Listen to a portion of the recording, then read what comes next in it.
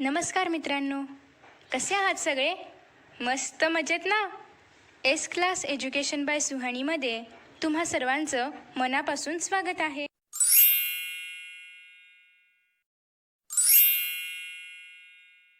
आपण पाहतोय 10th standard science part 1 lesson number 8 मेटॅलर्जी. मेटॅलर्जीच्या आधीचे जे काही 7 चॅप्टर्स आहेत त्याचे प्रत्येक चॅप्टरमधील प्रत्येक घटकाचा व्हिडिओ ऑलरेडी अपलोड केलेला आहे आणि आय होप की तुम्ही ते पाहिले असतील. सो आज आपण पाहणार आहोत metallurgy. First of all, what is mean by metallurgy? Metallurgy म्हणजे काय? तर मेटॅलर्जी म्हणजे the science and technology regarding the extraction of metals from ores and their purification for the use is called metallurgy. म्हणजे काय? तर मेटॅलर्जी हे एक असं सायन्स आहे, ही एक अशी टेक्नॉलॉजी आहे की तुम्ही पाहिलं असेल की मेटल्स हे काय म्हणजे मेटल्स जरी खनिजांमध्ये असले तरी ते खनिजांमध्ये असतात, ते रेडीमेड आपल्याला मिळत नाहीत. आपल्याला जे खनिजं मिळतात म्हणजे पृथ्वीच्या भूगर्भातून आपल्याला खनिजं मिळतात आणि त्या खनिजांमध्ये ओरिजिनल मेटल्स असतात आणि बाकी सगळे वेस्ट पार्टिकल्स असतात. मग ते जे मिळतं खनिज त्याला आपण काय म्हणतो? ओर्स म्हणतो. मग त्या ओर्सपासून ओरिजिनल मेटल बाहेर काढण्याचं किंवा त्याचं प्युरिफिकेशन करण्याची जी प्रोसेस आहे, जी टेक्नॉलॉजी आहे, जे सायन्स आहे त्याला आपण मेटलर्जी म्हणतो.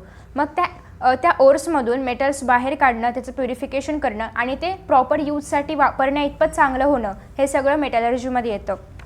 सो मेटलर्जीमध्ये आज आपण पाहणार आहोत physical properties of metals, physical properties of non metals, त्याच्यानंतर पुढे आहे केमिकल प्रॉपर्टीज ऑफ मेटल्स, मेटल्सच्या केमिकल प्रॉपर्टीज काय आहेत, त्याचबरोबर नॉन मेटल्सच्या केमिकल प्रॉपर्टीज काय आहेत. मेटल्सच्या केमिकल प्रॉपर्टीजमध्येच रिॲक्टिव्हिटी सिरीज ऑफ मेटल्स पण येते. रिॲक्टिव्हिटी सिरीज म्हणजे काय? तर प्रत्येक मेटलची रिॲक्टिव्हिटी वेगळी असते.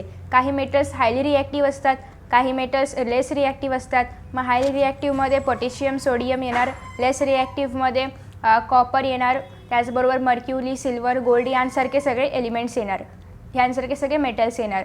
मग ही जी यांची एक रिॲक्टिव्हिटी आहे की हे जास्त रिॲक्टिव्ह आहेत, हे कमी रिॲक्टिव्ह आहेत. मग according to the increasing order or decreasing order of reactivity of metal त्या ठिकाणी एक सिरीज तयार केली जाते आणि त्या सिरीजलाच आपण रिॲक्टिव्हिटी सिरीज ऑफ मेटल्स म्हणतो. हे सगळं तुम्हाला पुढे पुढे कळत जाणार आहे. नेक्स्ट आहे chemical properties of non metals, त्याच्यानंतर आहे आयोनिक कंपाऊंड्स.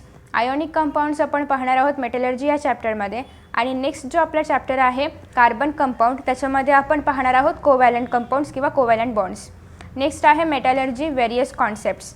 मेटलर्जी काय आहे? तर ओर्सपासून ओरिजिनल मेटल्स सेपरेट करणं किंवा प्युरिफाय करणं. मग ते प्युरिफाय करण्यासाठी, ते सेपरेट करण्यासाठी खूप सारे टेक्निक्स आहेत आणि मग त्या सगळ्या टेक्निक्सबद्दल थोडक्यात आपण माहिती या चॅप्टरमध्ये जाणून घेणार आहोत. सो या ठिकाणी आपल्याला सांगितलेलं आहे की अर्थ was born about 4.5 billion years ago. आपली पृथ्वी 4.5 बिलियन इयर्स आधी तयार झालेली आहे, म्हणजे आपल्या पृथ्वीला तयार होऊन 4.5 बिलियन इयर्स झालेले आहेत. त्याच्यानंतर बिलियन म्हणजे काय? म्हणजे 4.5 वरती 9 झिरोज ॲड करा, तेवढं होईल बिलियन. नेक्स्ट आहे various formative processes have been taking place in the core of the earth and its surrounding since its creation till today. आणि पृथ्वीच्या गाभ्यामध्ये अनेक प्रकारच्या हालचाली होत असतात, अनेक प्रोसेसेस होत असतात आणि त्याच्यामुळेच खूप वेगवेगळ्या प्रकारचे क्रिएशन्स तयार होत आहेत. This have resulted in the formation of various ores. आणि यामधूनच वेगवेगळ्या प्रकारचे ओर्स तयार होतात. ओर्स म्हणजे काय? असं मिनरल्स की ज्याच्यामधून आपण मेटल्स बाहेर काढतो. ते जे मिनरल आहे तर त्याला आपण थोडक्यात आपण खनिज म्हणतो, तर ते. त्याचबरोबर लिक्विड्स आहेत, गॅसेस आहेत, etcetera. So think about it, which method do we use when we want to study many things together and at the same time. आपण कोणती मेथड वापरतो की जेव्हा आपल्याला खूप साऱ्या गोष्टी एकत्र त्यांचा अभ्यास करायचा असतो, तर एकतर आपण त्या मेथड्स ते जे काही मटेरियल असेल तर त्यांना एकतर आपण क्लासिफाय करणार, वेगवेगळ्या ग्रुप्समध्ये सबग्रुप्समध्ये क्लासिफाय करणार आणि मग आपण त्यांचं स्टडी करणार. ओके, ज्याप्रमाणे आपण ॲनिमल क्लासिफिकेशन पाहिलं होतं, प्लांट क्लासिफिकेशन पाहिलं होतं, त्याचप्रमाणे जर आपल्याला खूप साऱ्या ऑब्जेक्ट्सचा किंवा खूप साऱ्या मटेरियल्सचा जर स्टडी करायचा असेल, खूप साऱ्या थिंग्सचा जर एकत्र स्टडी करायचा असेल, then we will use classification method. मग आपण त्याचे ग्रुप्स सबग्रुप्स तयार करू आणि मग आपण त्याचा स्टडी करू. The substances around us are in the form of some or the other elements or their compounds. मग आपल्या अवतीभोवती जे सबस्टन्सेस आहेत ते एकतर सबस्टन्सेसचं फॉर्म आहे, मग ते कंपाऊंड असतील, एलिमेंट्स असतील, जे काही असतील ते. इन द बिगिनिंग एलिमेंट्स वर classified in accordance with their chemical and physical properties. So तुम्हाला माहिती आहे की आपण एलिमेंट्स क्लासिफाय केले होते मेटल्स, नॉन मेटल्स आणि मेटलॉइड्समध्ये. ओके, मेटल्स म्हणजे धातू, नॉन मेटल्स म्हणजे अधातू आणि मेटलॉइड्स म्हणजे त्याच्यामध्ये मेटल्स आणि नॉन मेटल्स दोघांच्या पण काही काही प्रॉपर्टीज असतात, तर ते असतात मेटलॉइड्स. ओके, म्हणजे मेटल्स पण नाही आणि नॉन मेटल्स पण नाही, ते आले मेटलॉइड्समध्ये. आणि आपण पेरियोडिक टेबलचा जेव्हा लेसन पाहिला होता त्यामध्ये आपण पाहिलं होतं की जेव्हा आपण मॉडर्न पेरियोडिक टेबल पाहतो तर तेव्हा त्याच्यामध्ये एक झिगझॅग लाईन असते आणि झिगझॅग लाईनच्या लेफ्ट हँड साईडला जे असतात तर ते सगळे मेटल्स असतात. झिगझॅग लाईनच्या राईट हँड साईडला जे असतात तर ते सगळे नॉन मेटल्स असतात आणि त्या झिगझॅग लाईनवरती जे दिसतात आपल्याला ते सगळे मेटलॉइड्स असतात. ओके, मग त्याच्यामध्ये सिलिकॉन वगैरे येतं. And these are in use even today. आणि आज पण आपण हीच मेथड वापरतो एलिमेंट्स क्लासिफाय करण्यासाठी. मेटल्स, नॉन मेटल्स आणि मेटलॉइड्स हीच मेथड अजून पण आपण वापरतो.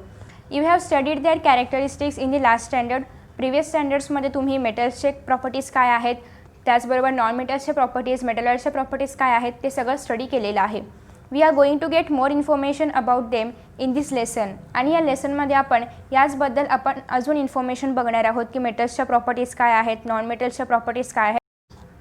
Metals exist mainly in solid state. म्हणजे मेटल्स मोस्टली जे सगळे मेटल्स आहेत ते सगळे सॉलिड असतात. ओके, द मेटल्स नेमली mercury and gallium exist in liquid state at room temperature. But प्रत्येक गोष्टीला काहीतरी अपवाद असतात. त्याचप्रमाणे मर्क्युरी आणि गॅलियम हे जे मेटल्स आहेत तर ते अपवाद आहेत. ते जेव्हा रूम टेम्परेचरवरती असतील तर तेव्हा ते काय असतात, लिक्विड स्टेटमध्ये असतात.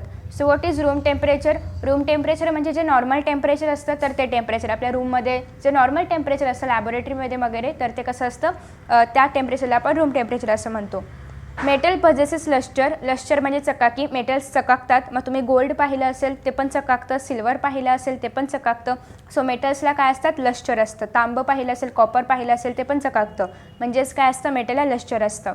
The metallic lustre goes on decreasing due to exposure to atmospheric oxygen and moisture and also in presence of some reactive gases. मग आता मेटल्सला हे जे लस्टर प्राप्त झालेलं आहे तर ते डिक्रीज होतं. कसं डिक्रीज होतं तुम्ही पाहिलं असेल, जर तुम्ही सिल्वरचं किंवा गोल्डचं एखादं भांडं किंवा कुठलंही ऑर्नामेंट जर तुम्ही खूप दिवस असंच बाहेर राहू दिलं त्याला तर कालांतराने त्याची चकाकी जी आहे तर ती कमी होते किंवा ते एकतर ते गंजतात तरी किंवा त्याची चकाकी जर तुम्ही पाहिलं असेल तर सिल्वर गंजतं, ब्लॅकिश होतं ते, तर मग एकतर ते गंजतात तरी किंवा कालांतराने त्यांची जी चकाकी आहे तर ती कमी होते. मग ती चकाकी का कमी होते तर जेव्हा हे सगळे जे मेटल्स आहेत ते जेव्हा ॲटमॉस्फिअरमधल्या ऑक्सिजनशी संबंधित येतात. आता कुठली पण गोष्ट जी आपण अशीच बाहेर ठेवू ती अर्थातच ऑक्सिजनशी संबंधित येणार आहे, पण ऑक्सिजन त्याचबरोबर मॉइश्चर या दोघांच्या संबंधात येईल. त्याचबरोबर in the presence of reactive gases तेव्हा त्या मेटलचं जे लस्टर आहे तर ते काय होणार आहे, हळूहळू डिक्रीज होणार आहे. Okay, so we know that metals have the properties namely ductility. Ductility म्हणजे काय तर तुम्हाला माहिती आहे की कॉपर इज अ मेटल. मग कॉपरची आपण एक छान अशी लॉंग वायर तयार करू शकतो. तुम्ही पाहिलं असेल की इलेक्ट्रिसिटी बोर्ड्समध्ये वगैरे पण कॉपरची वायर वापरली जाते because it is good conductor of electricity. So कॉपरची आपण एक लांब अशी वायर तयार करू शकतो. सो ती जी प्रॉपर्टी आहे की एखाद्या मेटलची आपण एक वायर तयार करू शकतो, एक खूप बारीक अशी वायर तयार करू शकतो. गोल्डची पण आपण वायर तयार करू शकतो. सो ही जी प्रॉपर्टी आहे तर त्याला आपण डक्टिलिटी म्हणतो. त्याचबरोबर मेलॅबिलिटी. मेलॅबिलिटी म्हणजे काय तर जेव्हा आपण सपोज की आपण एखादं कुठली पण ॲल्युमिनियमची वगैरे शीट घेतलेली आहे आणि त्याच्यावरती आपण खूप हॅमरिंग करतो, असं ठोकतोय, तर ठोकल्यानंतर ती अशी तुटते का तर नाही, ती अजून पातळ होत जाते. तर ती ठोकल्यानंतर पण लांब होण्याची किंवा पातळ होण्याची जी त्याची प्रॉपर्टी आहे so that is malleability. Okay, so similarly all metals are good conductors of heat and electricity. आणि अर्थातच तुम्हाला माहिती आहे की सगळे जे मेटल्स आहेत तर ते हीट आणि इलेक्ट्रिसिटीचे गुड कंडक्टर्स आहेत. Generally all metals are hard. आणि मोस्टली सगळे मेटल्स हे हार्ड असतात. मग त्याच्यामध्ये जर तुम्ही ॲल्युमिनियम घेतलं हार्ड आहे, कॉपर घेतलं हार्ड आहे. ओके, सो हावेवर पण तरी पण काही अपवाद असतात. त्याचप्रमाणे द अल्कली मेटल्स म्हणजे काय, मॉडर्न पेरियोडिक टेबलमध्ये जे ग्रुप नंबर 1 मधले जे मेटल्स आहेत त्यांना आपण अल्कली मेटल्स म्हणतो. मग ते कोणते आहे तर लिथियम आहे, सोडियम आहे, पोटॅशियम आहे are exceptions. These metals can be cut with knife as they are very soft. आणि हे जे सगळे मेटल्स आहेत जे की ग्रुप नंबर 1 मधले आहेत, अल्कली मेटल्स ज्याला आपण म्हणतो, तर हे मेटल्स कसे आहेत, ग्रुप नंबर 1 मधले आहेत आणि ते इतके सॉफ्ट आहेत की ते आपण केक जसं आपण कापतो हॅपी बड्डेचा केक तर त्याप्रमाणे आपण ते कट करू शकतो, चाकूने आपण कट करू शकतो. इतके सॉफ्ट हे सगळे अल्कली ग्रुपमधले मेटल्स असतात. So metals have high melting and boiling point. आणि मेटल्सचा बॉइलिंग पॉईंट त्याचबरोबर मेल्टिंग पॉईंट खूप हाय असतो. आणि त्यातल्या त्यात जर आपण टंगस्टन पाहिलं तर tungsten is a metal which has very highest melting point and it is up to 3422 degree celsius. आणि ॲज यू नो की आपण पाहिलेलं आहे की टंगस्टन जे की बल्ब्समध्ये इलेक्ट्रिक बल्ब्समध्ये वगैरे वापरलं जातं. का वापरलं जातं तर त्याचा मेल्टिंग पॉईंट सगळ्यात जास्त आहे. किती आहे? 3422 डिग्री सेल्सिअस. ऑन द कॉन्ट्रॅरी म्हणजे याच्या opposite the melting and boiling points of metals such as sodium, potassium, mercury, gallium is very low. आणि याच्या अपोजिट एकीकडे आपण काय बघतोय की मेटल्समध्ये जे टंगस्टन आहे त्याचा मेल्टिंग पॉईंट खूप जास्त आहे. आणि दुसरीकडे आपण हेच बघतोय की मेटल्स असेही काही आहेत की ज्यांचा मेल्टिंग आणि बॉइलिंग पॉईंट खूप लो आहे. मग ते कोणते आहेत? ते आहेत सोडियम आहेत, पोटॅशियम आहेत, मर्क्युरी आहे, गॅलियम आहे, etcetera. Okay. So a sound is produced when certain metals are struck. म्हणजे काय? जेव्हा आपण मेटल्स एक दुसऱ्यावर आपटतो, घरामध्ये भांडी आहेत, स्टीलची भांडी आहेत, ॲल्युमिनियमची पण असतील, तर जेव्हा आपण ॲल्युमिनियम किंवा स्टील कुठल्या पण मेटलची भांडी एकमेकांवर आपटतो तेव्हा आवाज होतो. मग ती जी आवाज होण्याची प्रॉपर्टी आहे त्याला आपण सोनोरिटी म्हणतो. म्हणजे जेव्हा आपण मेटल्स एक दुसऱ्यांवरती आपटतो किंवा गोल्डच्या पण बांगड्या असतील त्या पण जर आपण एक दुसऱ्यांवरती अशा मारल्या तर त्याच्यामधून पण साऊंड प्रोड्यूस होतो. So it is called a sonority. These metals are known as sonorous metals. आणि ज्या मेटल्समधून अशा प्रकारे साऊंड प्रोड्यूस होतो त्याला आपण काय म्हणतो? सोनरस मेटल्स म्हणतो.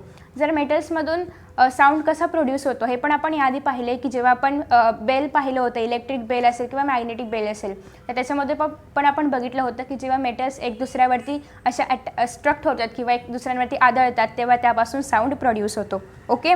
सो या सगळ्या होत्या फिजिकल प्रॉपर्टीज ऑफ मेटल्स. आता आपण पाहतोय physical properties of non metals आणि त्यानंतर आपण दोघांचं कंपॅरिझन पण पाहणार आहोत जेणेकरून अजून जास्त रिव्हिजन होईल. ओके. सो या ठिकाणी आपण पाहतोय की when properties of non metals are considered it is found that some non metals are in solid state while some are in gaseous state. जेव्हा आपण physical properties of non metals पाहतोय तर काही नॉन मेटल्स सॉलिड असतात, काही non metals gaseous स्टेटमध्ये असतात. या ठिकाणी पण एक एक्सेप्शन आहे की exception is the non metal bromine. Bromine जे की सॉलिड पण नाही, गॅशियस पण नाही, ते काय आहे? लिक्विड स्टेटमध्ये आहे. ओके. सो मोस्टली जे नॉन मेटल्स आहेत ते एकतर सॉलिडमध्ये असतात किंवा गॅशियस स्टेटमध्ये असतात, परंतु ब्रोमाइन हे असं नॉन मेटल आहे की जे लिक्विड स्टेटमध्ये असतं. Non metals do not possess lustre. Non मेटल्सला लश्चर नसते, चकाकी नसते. But iodine is the exception. या ठिकाणी पण आयोडीन म्हणजे थोडक्यात आपलं जे घरामधलं मीठ आहे तर ते पण आपण घेऊ शकतो. सो आयोडीनला मात्र चकाकी असते. तुम्ही पाहिलं असेल की आयोडीनचे जे क्रिस्टल्स असतात मीठ घरामधलं तुम्ही पाहिलं असेल ते शायनी असतं, चकाकी असतं. म्हणजे जर आयोडीनला सोडलं तर बाकीचे जे काही सगळे नॉन मेटल्स आहेत तर त्यांना लश्चर नसतं, त्यांना चकाकी नसते. Okay. So next, non metals are not hard. आणि नॉन मेटल्स काही हार्ड नसतात. जसं की आपण पाहिलं की मेटल्स खूप हार्ड असतात पण त्याचबरोबर नॉन मेटल्स मात्र हार्ड नसतात. So diamond which as an allotrope of carbon is the exception. परंतु डायमंड मात्र याला एक्सेप्शन आहे. डायमंड तुम्ही बघितलं असेल खूप हार्ड असतं, जे की एलेक्ट्रोप आहे कार्बनचं. आपण लास्ट स्टँडर्डमध्ये पण पाहिलं आहे की डायमंड जे की कार्बनचा एलेक्ट्रोप आहे which is hardest natural substance. Non metals have low melting and boiling point. Non मेटल्सचा बॉइलिंग आणि मेल्टिंग पॉईंट कसा असतो? लो असतो, कमी असतो. Non metals are bad conductors of electricity and heat. Non metals mostly सगळेच non metals हे heat आणि इलेक्ट्रिसिटीचे बॅड कंडक्टर्स आहेत, परंतु त्यातल्या त्यात ग्रेफाईट जे की अगेन कार्बनचे एलेक्ट्रोप आहे तर ते कसं आहे? या ठिकाणी एक्सेप्शन आहे, या ठिकाणी पण अपवाद आहे. आणि ग्रेफाईट जे की नॉन मेटल असून पण कार्बनचा एलेक्ट्रोप आहे आणि जे काय आहे? गुड कंडक्टर ऑफ इलेक्ट्रिसिटी आहे, ज्यामधून इलेक्ट्रिक करंट पास आउट होऊ शकतो. ओके. याच्याबद्दल अनेक एक्सपेरिमेंट्स पण आपण करून पाहिलेले होते लास्ट स्टँडर्डला. सो अशा पद्धतीने आपण फिजिकल प्रॉपर्टीज ऑफ मेटल्स आणि नॉन मेटल्स पाहिलेले आहेत. पुन्हा एकदा रिवाईज करूया की मेटल्स मोस्टली सॉलिड स्टेटमध्ये असतात, बट गॅलियम आणि मर्क्युरी असे मेटल्स आहेत की जे लिक्विड स्टेटमध्ये असतात at the room temperature. Non metals जे की मोस्टली सॉलिड आणि गॅशियस स्टेटमध्ये असतात, बट ब्रोमाइन जे की असं नॉन मेटल आहे जे लिक्विड स्टेटमध्ये असतं. मेटल्सला लश्चर असतं, नॉन मेटल्सला लश्चर नसतं. पण त्यातल्या त्यात एक एक्सेप्शन आहे जे की आयोडीन, ज्याचे क्रिस्टल्स कसे असतात? शायनी असतात. ओके. त्याच्यानंतर metals are good conductor of heat and electricity. Non metals are bad conductor of heat and electricity. त्यातल्या त्यात एक्सेप्शन आहे ते म्हणजे ग्रेफाईट. त्याच्यानंतर metals are generally hard. Metals hard असतात, बट एक्सेप्शन आहे की metals from alkali group which are very soft. आणि non metals are generally soft. त्याच्यानंतर पुन्हा जर आपण पाहिलं तर मेटल्सचा जो मेल्टिंग पॉईंट आणि बॉइलिंग पॉईंट असतो तर तो खूप हाय असतो. नॉन मेटल्सचा मेल्टिंग आणि बॉइलिंग पॉईंट खूप लो असतो. त्यातल्या त्यात मेटल्समध्ये आपण जर पाहिलं तर काही याला एक्सेप्शन्स पण आहे ज्याचा मेल्टिंग आणि बॉइलिंग पॉईंट लो असतो. त्याचबरोबर मेटल्समध्ये सोनोरिटी ही प्रॉपर्टी आहे, डक्टिलिटी प्रॉपर्टी आहे, मेलॅबिलिटी प्रॉपर्टी आहे, ज्याच्यामधलं काहीच नॉन मेटलमध्ये नाही आहे. ओके, तर अशा पद्धतीने आपण मेटल्स आणि नॉन मेटल्स यांचा स्टडी केला आहे. आता त्यानंतर आपण पाहणार आहोत chemical properties of metals. So what are the chemical properties of metals, त्यात आपण पाहूया. Metals are reactive. Metals reactive असतात, पटकन रिॲक्ट करतात. So they lose electrons easily. आणि ते त्यांच्यामध्ये एक प्रॉपर्टी आहे की ते इलेक्ट्रॉन्स पटकन लूज करू शकतात आणि त्याच्यामुळे ते केटायन फॉर्म करू शकतात, ते केटायन तयार करू शकतात. And become positively charge ions. आणि ते पॉझिटिव्हली चार्ज आयन्स होऊ शकतात. त्यांच्यामध्ये प्रॉपर्टी असते की ते इलेक्ट्रॉन्स लूज करू शकतात. आणि जेव्हा एखादा कुठला पण एलिमेंट इलेक्ट्रॉन लूज करतो तेव्हा त्याच्यावरती कुठला चार्ज येतो, पॉझिटिव्ह चार्ज येतो. So that is why metals are called as electropositive elements. आणि त्याच्यामुळेच आपण मेटल्सला इलेक्ट्रोपॉझिटिव्ह म्हणू शकतो. आणि याच्या अपोजिट जे की ते दिलं नाही आहे, पुढे आहे, आपण पुढे बघणार आहोत. पण याच्या अपोजिट नॉन मेटल्समध्ये काय असतं की non metals which are not very reactive किंवा ते ऑलमोस्ट रिॲक्टिव्ह नसतातच, दे आर नॉट रिॲक्टिव्ह. आणि त्यांच्यामध्ये काय असते की ते इलेक्ट्रॉन्स देत नाहीत, ते इलेक्ट्रॉन्स एक्सेप्ट करतात. म्हणजे त्यांच्यामध्ये द्यायची प्रॉपर्टी नसते, त्यांच्यामध्ये घेण्याची ॲबिलिटी असते. सो नॉन मेटल्स काय करतात, इलेक्ट्रॉन्स एक्सेप्ट करतात. आणि जेव्हा एखादा मेटल इलेक्ट्रॉन एक्सेप्ट करतो तर तेव्हा तो निगेटिव्हली चार्ज्ड होतो. त्याच्यामुळे नॉन मेटल्स निगेटिव्हली चार्ज्ड होतात आणि त्याच्यामुळेच आपण नॉन मेटल्सला इलेक्ट्रोनिगेटिव्ह एलिमेंट्स असं म्हणतो. ओके, सो या ठिकाणी आहे do you know substances which are good conductors of heat as usually they are good conductors of electricity as well. म्हणजे असे सबस्टन्सेस की जे हीटचे गुड कंडक्टर असतात ते मोस्टली इलेक्ट्रिसिटीचे पण गुड कंडक्टर्स असतात. आणि त्याचबरोबर जे हीटचे बॅड कंडक्टर असतात ते इलेक्ट्रिसिटीचे पण बॅड कंडक्टर असतात. पण या ठिकाणी एक एक्सेप्शन आहे, diamond which is bad conductor of electricity. Diamond जे की इलेक्ट्रिसिटीचा बॅड कंडक्टर आहे, ज्यामधून इलेक्ट्रिसिटी फ्लो होत नाही, परंतु it is a good conductor of heat.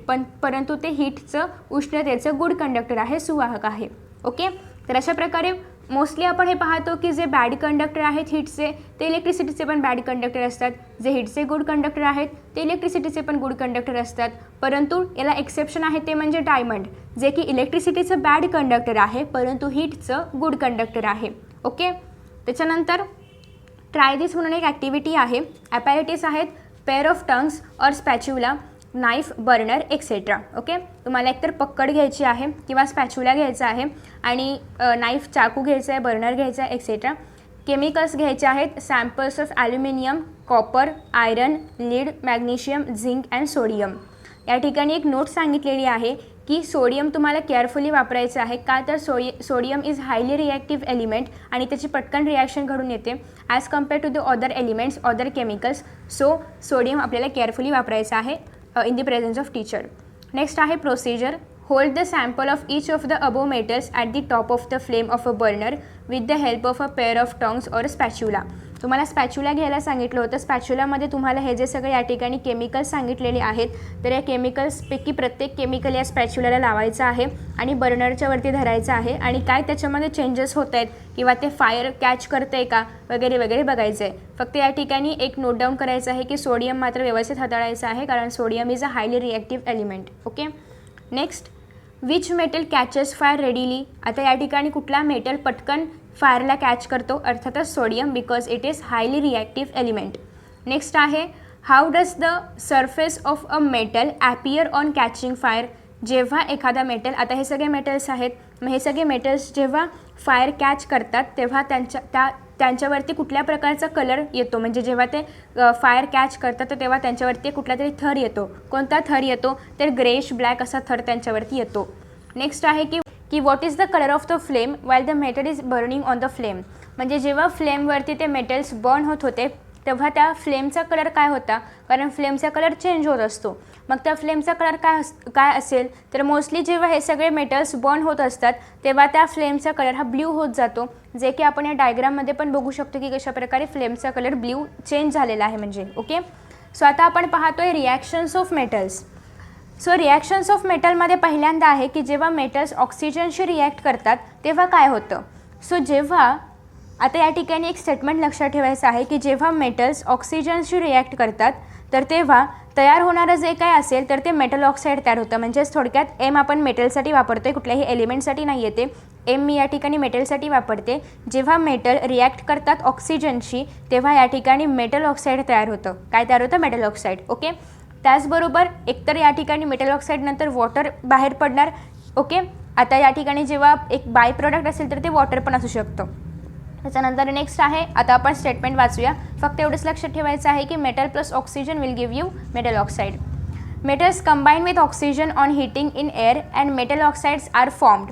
म्हणजे जेव्हा आपण मेटल्सला ऑक्सिजनच्या प्रेझेंटमध्ये जेव्हा आपण त्याला हीट करतो, कुठलं पण मेटल असतं ते मॅग्नेशियम असेल किंवा इतर सोडियम वगैरे जे पण असेल ते, तर जेव्हा आपण मेटल्सला in the presence of oxygen heat करतो तर तेव्हा त्या ठिकाणी मेटल ऑक्साईड्स तयार होतात. So sodium and potassium are very reactive metals.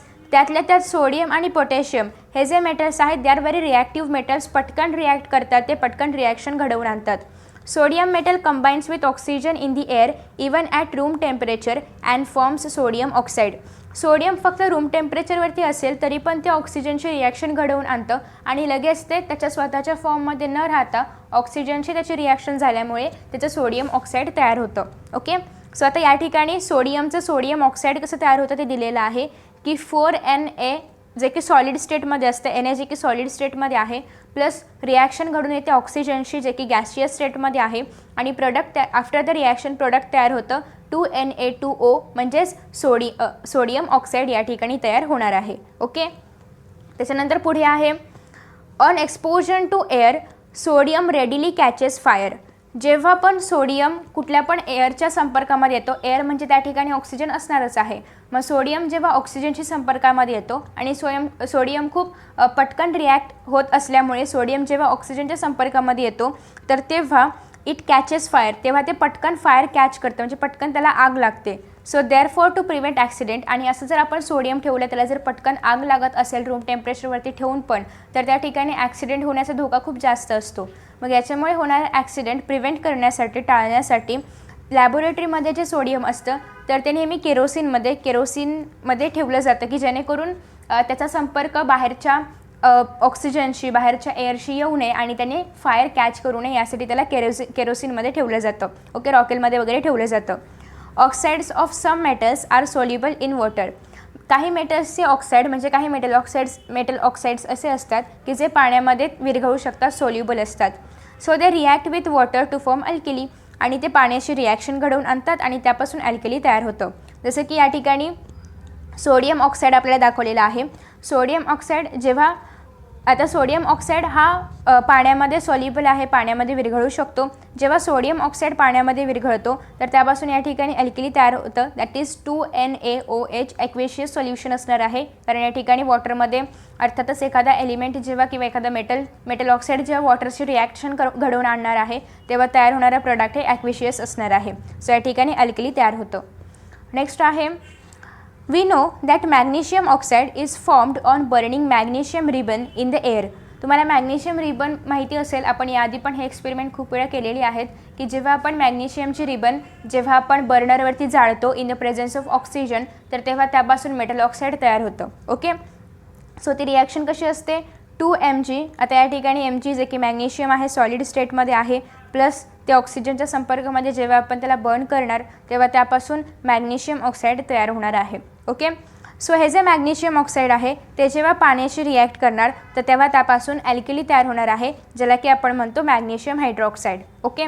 तर अशा पद्धतीने आपण आत्ता पाहिलं की जेव्हा मेटल्स ऑक्सिजनशी रिॲक्ट करतात in the presence of heat किंवा तर तेव्हा त्यापासून काय तयार होतं? मेटल ऑक्साईड तयार होतं. मग त्या ठिकाणी सोडियम असेल, मॅग्नेशियम असेल, जे पण मेटल्स आपण घेऊ शकतो एक्झाम्पलसाठी.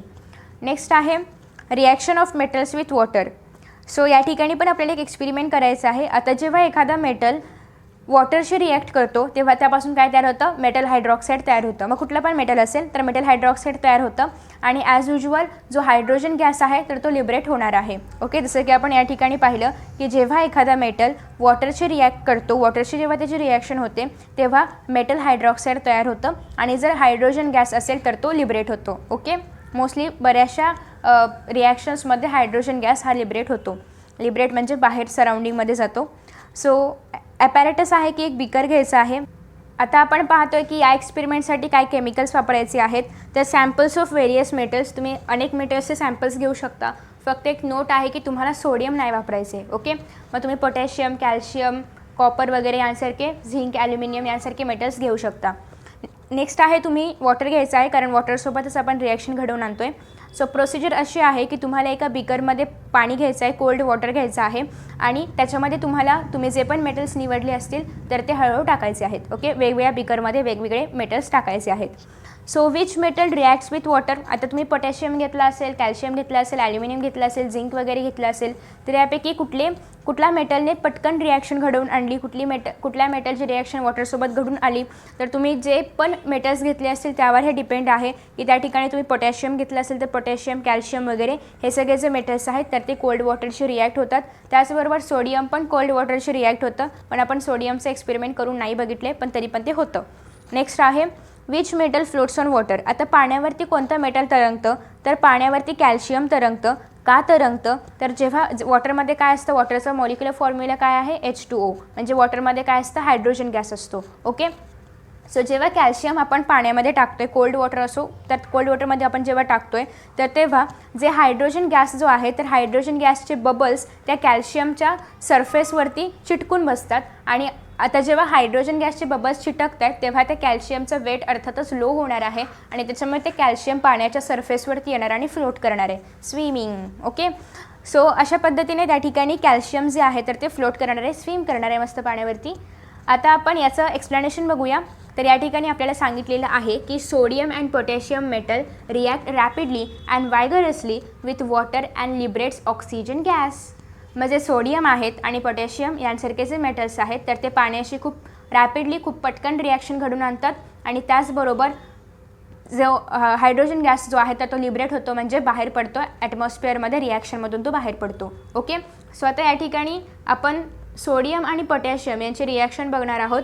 फर्स्ट तर आहे सोडियम 2Na, अर्थातच सोडियम सॉलिड स्टेटमध्ये आहे, प्लस जेव्हा ते वॉटरचे रिॲक्शन घडून आणणार, वॉटर जे की लिक्विड स्टेटमध्ये असणार आहे, तर यांचे रिॲक्शन झाल्यानंतर आपल्याला या ठिकाणी हायड्रॉक्साईड मिळणार आहे सोडियमचं आणि त्याचबरोबर H2 जे आहे तर ते लिबरेट होणार आहे आणि मोस्ट इम्पॉर्टंटली या रिॲक्शनमधून हीट देखील बाहेर पडते. म्हणजे ही कोणती रिॲक्शन आहे, एक्झोथर्मिक रिॲक्शन आहे. ओके, ज्या रिॲक्शनमधून हीट बाहेर फेकली जाते त्यात रिॲक्शन एक्झोथर्मिक रिॲक्शन असते. So it is an example of exothermic reaction.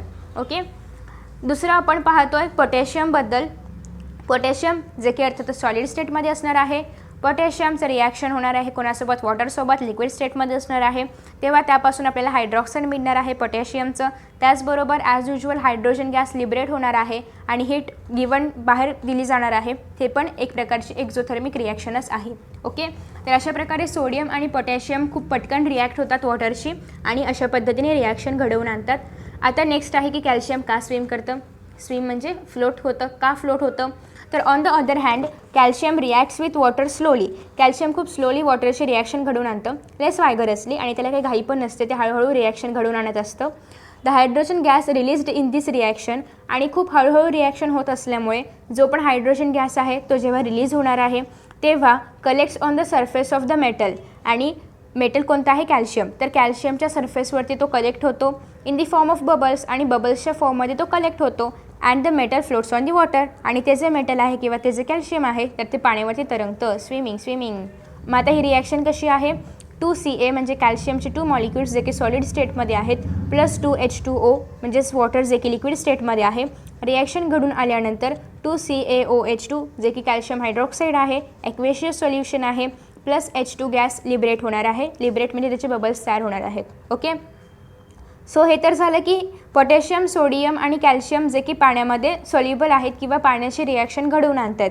परंतु जे मेटल्स आहेत जसं की ॲल्युमिनियम, आयरन किंवा zinc do not react with cold or hot water. ते थंड पाण्याशी पण रिॲक्शन नाही घडवून आणत आणि हॉट वॉटरशी पण रिॲक्शन नाही घडवून आणत. But they react with steam. पण ते कोणाशी रिॲक्ट होतात, स्टीमशी रिॲक्ट होतात. स्टीम म्हणजे काय, वेपर आहे. स्टीम म्हणजे जी पण हवा आहे, जे पण वाफ आहे, तर त्या वाफेशी मात्र ते रिॲक्ट होतात. Okay, to form their oxides form करण्यासाठी. So hydrogen gas is released in this reaction, आणि या रिॲक्शनमध्ये पण as usual hydrogen gas release होतो आहे, कारण स्टीम एक प्रकारचं म्हणजे वाफ जरी असली तरी त्याच्यामध्ये वॉटर मॉलिक्युल्स आहेत, त्याच्यामध्ये हायड्रोजन मॉलिक्युल्स आहेत. ओके, सो ॲल्युमिनियम, आयरन आणि झिंक असे मेटल्स आहेत की जे पाण्यासोबत रिॲक्ट नाही होत, पण ते स्टीमसोबत रिॲक्ट होतात. सो यांची रिॲक्शन कशी असेल या ठिकाणी आपल्याला सांगितलेलं आहे की 2Al म्हणजेच 2 molecules of aluminium which are in the solid state plus 3H2O. जेव्हा यांची रिॲक्शन होणार तेव्हा प्रोडक्ट असणार आहे Al2O3 म्हणजेच aluminium oxide plus 3 molecules of hydrogen gas will be liberated. Next आहे 3Fe जे की आयरनसाठी आपण वापरतो. सो 3 मॉलिक्युल्स ऑफ Fe जेव्हा रिॲक्ट होतील वॉटरशी तेव्हा आपल्याला फेरिक ऑक्साईड मिळणार आहे आणि प्लस त्याचबरोबर हायड्रोजन गॅस लिबरेट होणार आहे. नेक्स्ट आहे झिंक जेव्हा वॉटरशी H2Oशी रिॲक्शन घडवून आणेल तेव्हा या ठिकाणी आपल्याला झिंक ऑक्साईड मिळणार आहे, त्याचबरोबर हायड्रोजन गॅस लिबरेट होणार आहे. ओके, सो आता मेटल्सची रिॲक्शन वॉटरशी कशा पद्धतीने होते त्याचं एक स्ट्रक्चर आपण इथे बघू शकतो की या ठिकाणी आपल्याकडे बर्नर आहे. काय काय आहे ते आधी आपण बघूया. इथे एक स्टँड आहे, एक टेस्ट ट्यूब उलटं आहे म्हणजे असं आडवं ठेवलेलं आहे. त्याचबरोबर या ठिकाणी दुसरं एक टेस्ट ट्यूब आहे. आता या ठिकाणी याच्यामध्ये वॉटर आहे आणि हायड्रोजन गॅसचे बबल्स आपल्याला इथे बघायला मिळत आहेत. ओके, आणि या ठिकाणी glass wool soaked in water म्हणजे एक ऊल लोकर तर ते पाण्यामध्ये भिजवलेलं आहे आणि इथे ठेवलेलं आहे. नेक्स्ट आहे या ठिकाणी मेटल सॅम्पल आहे, कुठलं पण जे ॲल्युमिनियम, झिंक वगैरे जे पण मेटल असेल तर त्याचं सॅम्पल आहे.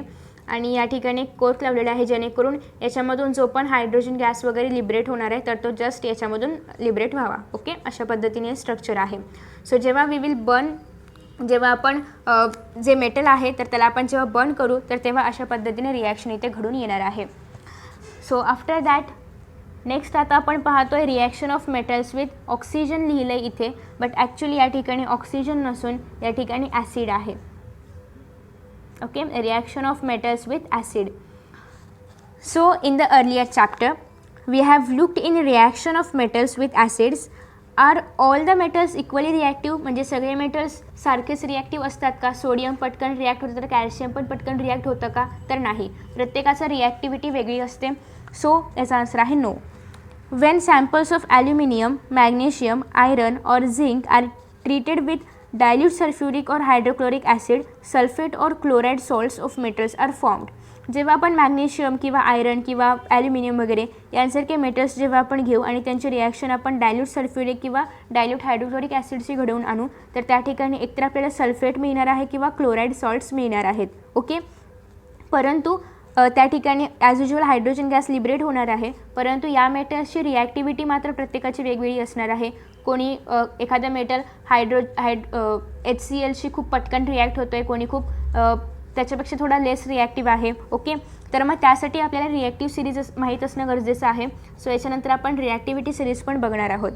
The reactivity of these metals can be indicated by the following sequence. जसं की सगळ्यात जास्त हायली रिॲक्टिव्ह कोण आहे या चारी पण एलिमेंट्समध्ये. फक्त 4च एलिमेंट्स आहे असं काही नाही आहे, परंतु या ठिकाणी जस्ट एक्झाम्पल दिलेलं आहे आपल्याला. सो पहिलं तर आहे या ठिकाणी मॅग्नेशियम जे की सगळ्यात या चारीपेक्षा सगळ्यात जास्त रिॲक्टिव्ह आहे. त्याच्यानंतर आहे ॲल्युमिनियम, त्याच्यानंतर आहे झिंक, त्याच्यानंतर आहे आयरन. ओके, अशा पद्धतीने या ठिकाणी तुम्हाला थोडक्यात 4 मेटल्सची रिॲक्टिव्हिटी सांगितलेली आहे. या चौघांमधलं सगळ्यात जास्त कोण आहे रिॲक्टिव्ह? मॅग्नेशियम आहे, आफ्टर दॅट ॲल्युमिनियम आहे, आफ्टर दॅट झिंक आहे, आफ्टर दॅट आयरन आहे. ओके, आणि सगळ्या मेटल्समध्ये जर आपण पाहिलं तर सगळ्यात जास्त रिॲक्टिव्ह कोण आहे? पोटॅशियम सगळ्यात जास्त रिॲक्टिव्ह आहे सगळ्या मेटल्सचा जर आपण अभ्यास केला तर. ओके, सो आता या ठिकाणी जेव्हा आपण या डायग्राममध्ये बघूया की कशा पद्धतीने सेटअप आहे. या ठिकाणी स्टँड आहे, स्टँडनंतर एक या ठिकाणी टेस्ट ट्यूब घेतलेला आहे, ज्याच्यामध्ये डायल्यूट हायड्रोक्लोरिक ॲसिड आहे आणि झिंक ग्रॅन्युल्स आहेत म्हणजे झिंकचे छोटे छोटे पार्टिकल्स आहेत. ओके, तर जेव्हा याच्यामध्ये रिॲक्शन घडून येणार तर तेव्हा तर या ठिकाणी हायड्रोक्लोरिक ॲसिडमध्ये जे पण H2 गॅस जो आहे तर तो या ठिकाणी लिबरेट होणार आहे, जो की या ठिकाणी लिबरेट होणार असं येणार आणि इथे येणार आहे. ओके, आणि या ठिकाणी जर आपण बघितलं तर इथे काय ठेवलेलं आहे खाली सोप बबल म्हणजे या ठिकाणी सोप वॉटर आहे, त्याच्यामध्ये बबल्स बघायला मिळतात. सोप सोल्युशन आहे या ठिकाणी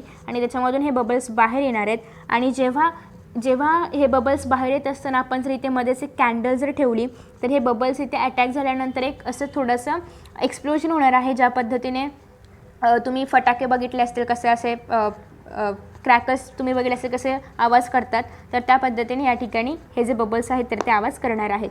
म्हणजे या ठिकाणी आपल्याला त्यांची रिॲक्शन होते हे बघायला मिळतं आहे. सो नेक्स्ट आता आपण पाहतोय की कशा पद्धतीने मेटल्स ॲसिडशी रिॲक्शन घडून आणतात. सो मॅग्नेशियम आहे, जेव्हा हायड्रोक्लोरिक ॲसिडशी रिॲक्शन घडून येईल तेव्हा त्यापासून मॅग्नेशियम क्लोराईड तयार होणार आहे आणि as usual hydrogen gas liberate होणार आहे. ओके. नेक्स्ट आहे ॲल्युमिनियम, जेव्हा हायड्रोक्लोरिक ॲसिडशी रिॲक्ट होईल तेव्हा त्यापासून ॲल्युमिनियम क्लोराईड तयार होणार आहे आणि हायड्रोजन गॅस लिबरेट होणार आहे. त्याच्यानंतर आहे आयरन, जेव्हा हायड्रोक्लोरिक ॲसिडशी त्याची रिॲक्शन घडून येईल तेव्हा आपल्याला आयरन क्लोराईड किंवा आपण फेरिक क्लोराईड म्हणू शकतो त्याला, आणि फेरस क्लोराईड, आणि त्याच्यापासून जे हायड्रोजन गॅस आहे ते लिबरेट होईल. त्याच्यानंतर झिंक, जेव्हा HClशी रिॲक्ट होईल तेव्हा त्याच्यापासून झिंक क्लोराईड तयार होईल आणि H2 लिबरेट होईल. ओके. अशा पद्धतीने या सगळ्या रिॲक्शन्स आहेत. सो तुम्ही एक लक्षात ठेवू शकता की जेव्हा पण मॅग्नेशियम किंवा कुठला पण मेटल जेव्हा हायड्रोक्लोरिक ॲसिडशी रिॲक्शन घडून आणतोय तर तेव्हा त्यापासून एक क्लोराईड तयार होणार आहे, म्हणजे त्या मेटलचं क्लोराईड तयार होणार आहे. त्याचबरोबर H2 गॅस लिबरेट होणार आहे. म्हणजे कुठली पण रिॲक्शन जर आली तर तुम्ही अशा पद्धतीने लक्षात ठेवून लिहू शकता. नेक्स्ट आहे reaction of metals with nitric acid. आता मेटल्सची जर नायट्रिक ॲसिडशी रिॲक्शन झाली तर कशा पद्धतीने होईल ते आता आपण पाहतोय. आणि याच्यानंतरचं जे पुढचं आहे reaction of metals with salts आणि त्याचबरोबर अदर मेटल्स, ते आपण नेक्स्ट व्हिडिओमध्ये पाहणार आहोत. त्याचबरोबर मेटल्सची रिॲक्टिव्हिटी सिरीज पण आपण नेक्स्ट व्हिडिओमध्ये पाहणार आहोत. So reaction of metals with nitric acid. Nitrate salts of metals are formed on reaction of metals with nitric acid. म्हणजेच या ठिकाणी आपण एक इक्वेशन तयार करूया की जेव्हा मेटल्स रिॲक्ट होतील कोणाशी, नायट्रिक ॲसिडशी, नायट्रिक ॲसिड म्हणजे HNO3 शी जेव्हा रिॲक्ट होतील तेव्हा आपल्याला नायट्रेट सॉल्ट्स मिळणार आहेत. काय मिळणार आहेत? नायट्रेट सॉल्ट्स मिळणार आहेत. Okay. So various oxides of nitrogen, that is N2O आहे, NO आहे, NO2 आहे, are also formed in accordance with the concentration of nitric acid. मग नायट्रिक ॲसिडचं ज्याप्रमाणे कॉन्सन्ट्रेशन असेल त्याप्रमाणे आपल्याला नायट्रोजनचे जे वेगवेगळे ऑक्साईड्स आहेत ते पण प्रोडक्ट म्हणून पाहायला मिळणार आहेत. जसं की या ठिकाणी आहे कॉपर प्लस नायट्रिक ॲसिड, त्यांची जेव्हा रिॲक्शन तयार होईल तेव्हा त्यापासून कॉपर NO3 आणि ब्रॅकेटच्या बाहेर आहे 2 ट्वाईस. ओके. NO3 ट्वाईस मिळणार आहे. त्याचबरोबर 2NO2 मिळणार आहे. त्याचबरोबर H2O लिक्विड म्हणजेच वॉटर आपल्याला मिळणार आहे. आता या ठिकाणी जे नायट्रिक ॲसिड आहे तर ते कॉन्सन्ट्रेटेड नायट्रिक ॲसिड वापरलेलं आहे. ओके. आता आपण डायल्यूट नायट्रिक ॲसिड वापरल्यानंतर कशी रिॲक्शन तयार होते ते बघूया.